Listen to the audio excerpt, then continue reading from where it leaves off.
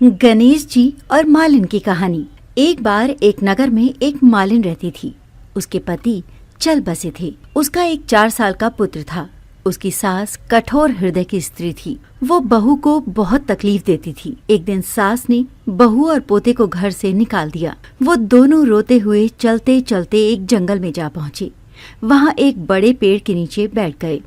वहाँ से थोड़ी दूर पर एक गणेश जी का मंदिर था। वहाँ बहुत लोग गणेश जी के दर्शन करने आते थे। दर्शन करके गणेश जी को प्रसाद चढ़ाते थे। फिर वो प्रसाद सबको बांट देते थे। वो प्रसाद से माँ बेटे का गुजारा होने लगा। दोनों गणेश जी के पूजा पाठ में लग गए। एक दिन उन्होंने सोचा, क्यों न हम भी जंगल से फूल लाकर बेचें। वो रोज जंगल से फूल लाकर उसकी माला बनाकर बेचने लगे। साथ में पूजा की सामग्री और प्रसाद भी बेचने लगे। इससे उनको आमदनी होने लगी। गणेश जी की कृपा से आमदनी बढ़ने लगी। जल्द ही उन्होंने एक मकान और एक दुकान बना लिया। एक राजा की लड़की मंदिर में रोज पूजा करने आती थी।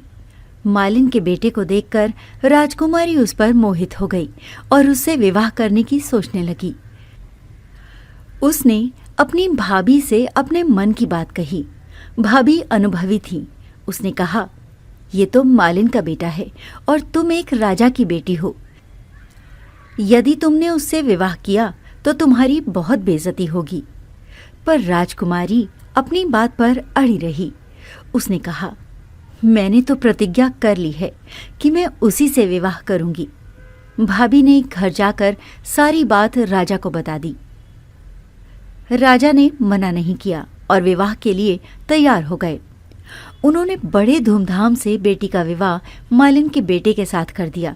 मालिन ने सबसे पहले बेटे बहू को गणेश जी के मंदिर में ले जाकर पूजा पाठ करवाया और गणेश जी का आशीर्वाद दिलवाया। इसके बाद पूरे नगर में ये बात फैल गई कि गणेश जी की पूजा करने से सब कष्ट दूर हो जाते हैं। ये बात सुनते ही नगर के सभी लोग मंदिर आने लगे। मालिन और उसके बेटे की बिक्री और बढ़ गई। उधर उसकी सास के बुरे दिन आ गए। अन्नदाता उससे रूठ गए और वो भूखों मरने लगी। एक दिन वो रोती धोती उसी गणेश जी के मंदिर में आ पहुंची। वहां वो मालिन के बेटे से बोली, मैं भूखी हूँ, मुझे रोटी कपड़ा दे देना, इसके बदले मैं तुम्हारा सारा काम कर दूंगी। लड़के को दया आ गई और उसे काम पर रख लिया। उसने अपनी दादी को नहीं पहचाना। जब मालिन घर आई तो उसने सास को पहचान लिया। वो सास से बोली, सासू माँ, आप यहाँ कैसे? सास ने पोते की तरफ इशारा करके कहा, मेरी इस सेठ के यहाँ नौकरी लग गई है। बहू बोली, ये आपका पोता है और ये घर भी आपका ही है, ये दुकान भी आपकी ही है। जब आपने हमें घर से निकाला तब गणेश जी ने हमारी रक्षा की। बहू की बात सुनकर सास बोली, मेरी करनी मैंने भोग ली। बहू बोली, सासू जी, अब आप हमारे यहाँ रहो और पोते का सुख देखो। हे गणेश जी महाराज, जैसा सुख आपने मालिन को दिया वैसा ही सुख सबको देना। मित्रों, आपको ये कहानी कैसी लगी? कमेंट करके जरूर बताइए। अगर आपको ये कहानी पसंद आई हो तो इसे लाइक करें, अपने दोस्तों और परिवार के साथ शेयर करें और हमारे चैनल अनटोल्ड कथा को सब्सक्राइब करना ना भूलें। बेल आइकन दबाएं ताकि आप हमारी हर नई कहानी का आनंद ले सकें।